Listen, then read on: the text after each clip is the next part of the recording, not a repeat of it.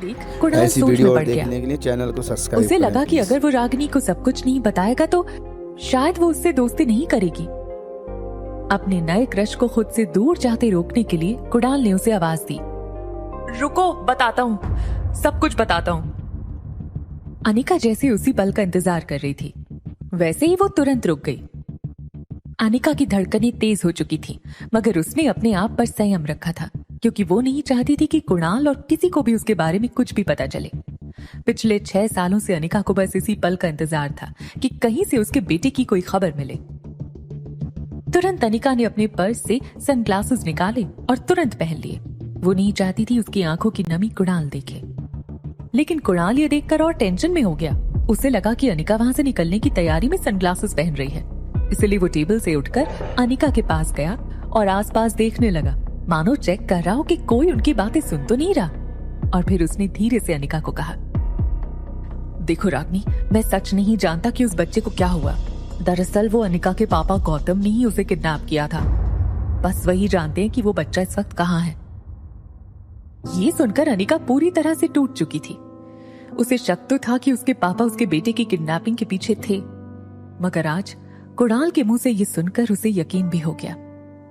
वो समझ नहीं पा रही थी कि उसके पापा ने आखिर ऐसा क्यों किया।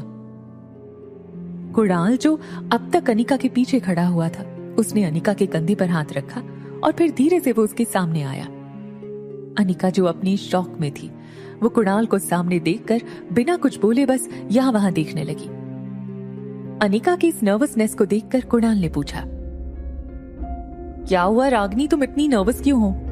वैसे प्लीज अब तुम बुरा मत लगाना, लेकिन तुम इन सब बातों से क्या लेना देना? अनिका अभी शौक में खड़ी थी, लेकिन कुणाल का शक बढ़ ना जाए इसलिए अनिका ने किसी तरह बात बनाकर कहा, मैं जल्दी से नए दोस्त नहीं बनाती। उनके बारे में जब तक पूरी इंफॉर्मेशन ना हो मैं दोस्ती नहीं करती। कुणाल थोड़ा फ्लर्ट करते हुए बोला, अब तो सब कुछ जान लिया मेरे बारे में, अब तो दोस्ती का हाथ आगे बढ़ा दो। ये कहते हुए कुणाल एक बड़ी ही फ्लर्टी स्माइल के साथ अपना हाथ आगे बढ़ाता है। लेकिन अनिका के लिए अब कुणाल किसी काम का नहीं था, क्योंकि वो जानती थी कि कुणाल उसे उसके बेटे तक नहीं पहुंचा सकता। अनिका बिना हाथ मिलाए कुणाल से सिर्फ इतना कहते हैं, इतनी आसानी से नहीं, तुम इंतजार करना होगा। इतना कहकर अनिका वहां से चली गई। कुणाल को रागिनी का बिहेवियर थोड़ा अजीब तो लग रहा था, लेकिन फिर उसने मन में सोचा, शहर की लड़की है, नखरे तो करेगी ही। दूसरी तरफ पैराडाइज होटल में रिया एक बहुत ही इंटरेस्टिंग गेम के बीच थी। रिया हेडफोन के जरिए टीम को इंस्ट्रक्शंस दे रही थी। तुम सब पीछे ही रहो, मैं आगे जाकर दुश्मनों का बंकर उड़ा देती हूँ। यस, ये बूस्टर हमारी टीम का है, अब दुश्मनों को नहीं छोड़ूंगी। राहुल 121, तुम एम्बुलेंस पर हमला करो। रेडी? तो blast enemy ready? 1 2 3 yes, we won the game. हमेशा की तरह रिया की टीम जीत गई। गेमिंग की दुनिया में रिया स्वीट एंजल के नाम से मशहूर थी। हालांकि उसने अपनी गेमिंग आईडी में कोई फोटो नहीं डाली थी। वो नहीं चाहती थी कि लोग उसकी उम्र देखकर उसे जज करें। कई लोगों को तो लगता है कि स्वीट एंजल कोई बहुत बड़ी इंजीनियर या कंप्यूटर जीनियस होगी। पूरी दुनिया में रिया के फैंस उसे well played, you are the best के मैसेज उसके गेम में करने लगे। इतना ही नहीं, 25,000 से ज्यादा पेंडिंग फ्रेंडशिप रिक्वेस्ट आकर पड़ी थी रिया के पास। रिया पर अब इन मैसेजेस की वाहवाही का असर नहीं होता था, क्योंकि अब ये सब कुछ उसके लिए बहुत आम बात थी। स्वीट एंजल के नाम से खेल रही रिया मोर्टल फाइट गेम की वर्ल्ड चैंपियन थी। रिया ने अपना टैबलेट सोफे पर घुमाकर फेंका, खड़ी होकर रूम में लगे इंटरकॉम की तरफ गई। उसने सोचा एक चॉकलेट मिल्क शेक मंगवा लिया जाए। फोन उठाकर वो जब रूम सर्विस का नंबर डायल करने ही वाली थी, तब उसे अनिका की एक बात याद आई। अनिका ने बाहर जाते हुए उसे कहा था कि रूम के सामने एक पागल और एक छोटा पागल रहता। रिया वैसे तो बड़ी अच्छी बच्ची थी, मगर थी काफी शरारती। वो उन बच्चों में से थी जिन्हें कोई बात करने से मना करो तो वो ये जानने के लिए बहुत उत्सुक होते हैं कि ऐसा क्या है कि बड़े उन्हें वो चीज करने से मना करते हैं। रिया ने एक बड़ी ही शैतानी मुस्कान के साथ दरवाजा खोला और अपने सामने वाले रूम का नंबर पढ़ लिया, 2401। रिया फिर से इंटरकॉम के पास गई और वो ही शैतानी मुस्कान के साथ नंबर डायल किया। तभी रोहित मारवा के कमरे में इंटरकॉम की घंटी बजने लगी।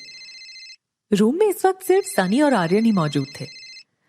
सनी बालकनी में खड़ा खड़ा अपने किसी दोस्त से फोन पर झगड़ रहा था। किसी गेम में उस दोस्त की वजह से टीम हार गई थी। सनी उस दोस्त को समझा रहा था कि वो ज्यादा से ज्यादा स्वीट एंजल की गेम को फॉलो करे ताकि वो भी उससे कुछ सीख सके। रोहित को बिजी देखकर आर्यन ने खुद फोन उठाया। आर्यन अपनी मीठी प्यारी और धीमी आवाज में बोला, हेलो। तभी सामने से रिया हंसते हंसते कहती है, बच्चे हो मतलब छोटे पागल। ये कहकर रिया फिर हंसने लगी। आर्यन दिखने में हूबहू रिया जैसा था, लेकिन वो रिया से विपरीत था। आर्यन अपने होठों को दांतों से दबाकर कुछ सोचने लगा, फिर बोला, मैं पागल नहीं हूं। रिया की हंसी रुक गई। फिर आर्यन ने इनोसेंटली पूछा, क्या ये बात तुम्हें मेरी टीचर ने बताई?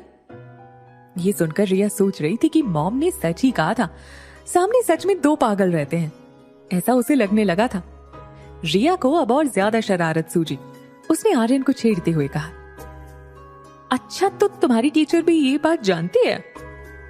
आर्यन को अपने छोटे हाथ से फोन का रिसीवर पकड़ने में प्रॉब्लम हो रही थी। वो रिसीवर दूसरे हाथ में लेकर फोन के बगल वाली सीट पर बैठा और फिर उदास होकर उसने कहा, टीचर कहती है मुझे स्पेशल स्कूल जाना चाहिए। ये सुनकर रिया ने हंसना बंद कर दिया और ध्यान से सुनने लगी। आर्यन ने काफी वक्त से अपनी उम्र के किसी दोस्त से बात नहीं की थी। रिया की आवाज सुनकर आर्यन को लगा जैसे उसे उसका कोई पुराना दोस्त वापस मिल गया हो। उसने रिया से पूछा, क्या तुम स्कूल जाती हो? रिया को यह सवाल बहुत अजीब लगा, लेकिन रिया ने जवाब दिया, मैं तो सामने ही रहती हूँ। मैं और मेरी मॉम तुम्हारे होटल में गेस्ट हैं, तुम मुझे मिलना चाहोगे? ये सुनकर आर्यन ने बाहर बैठे सनी को देखा। उसे लगा कि सनी तो अपनी ही प्रॉब्लम से परेशान है। तब उसने कुछ सोचकर एक हाथ फोन के माइक पर रखकर धीरे से पूछा, मगर कैसे? पापा मुझे रूम से अकेले निकलने नहीं देंगे। रिया ने एक हाथ कमर पर रखकर फोन का रिसीवर सिर पर पटका। अरे तुम बच्चे हो क्या?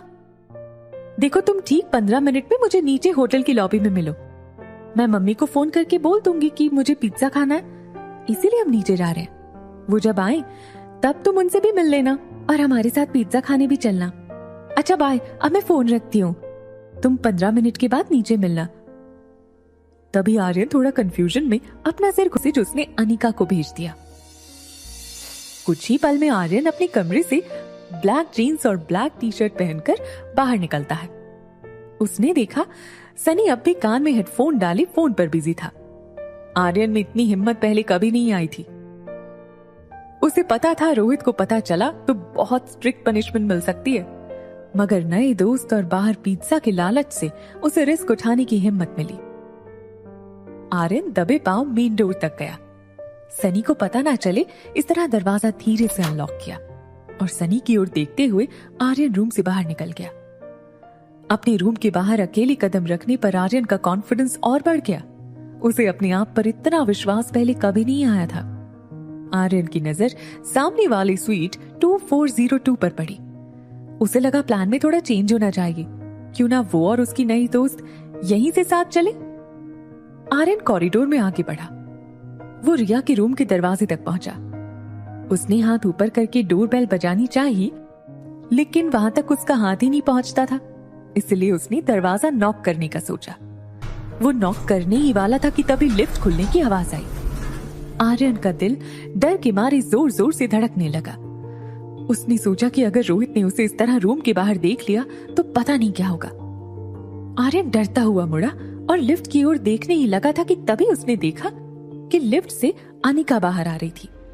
उसके पापा को वहां ना देखकर आर्यन की जान में जान आई। वहीं अनिका आर्यन को दरवाजे के बाहर देखकर पहले थोड़ा चौंकी और फिर वो आर्यन के पास गई और उसके गाल पर हाथ फेरकर बोली, I am sorry, mamma is late. एक माँ होने के बावजूद आर्यन को black jeans, black T shirt और स्पोर्ट शूज में देखकर वो भी धोखा खा गई थी और सोच रही थी कि ये उसकी बेटी रिया है। आर्यन बड़ी बड़ी आंखों से अनिका को देखे जा रहा था।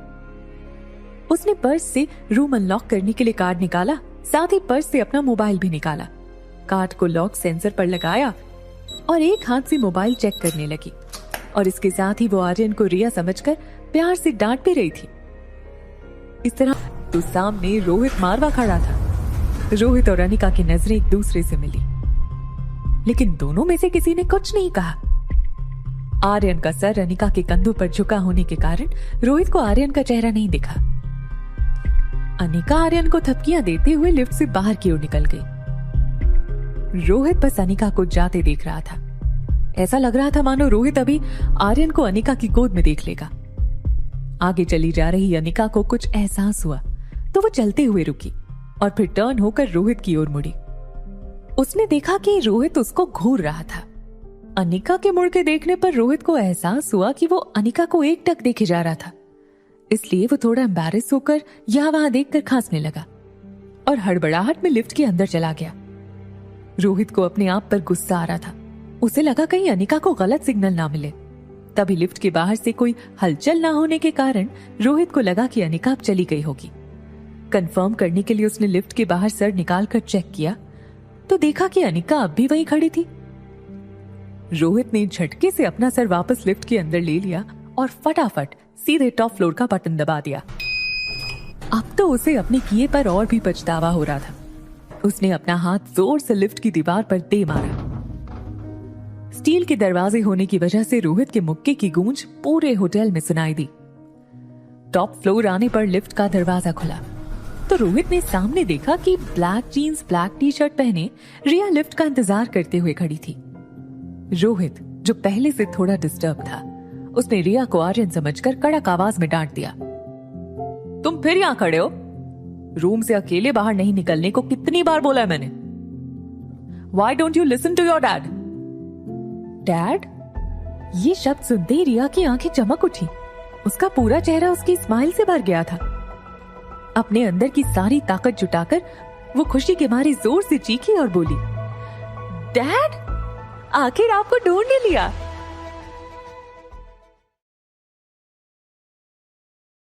वीडियो को लाइक और शेयर जरूर करें भाई।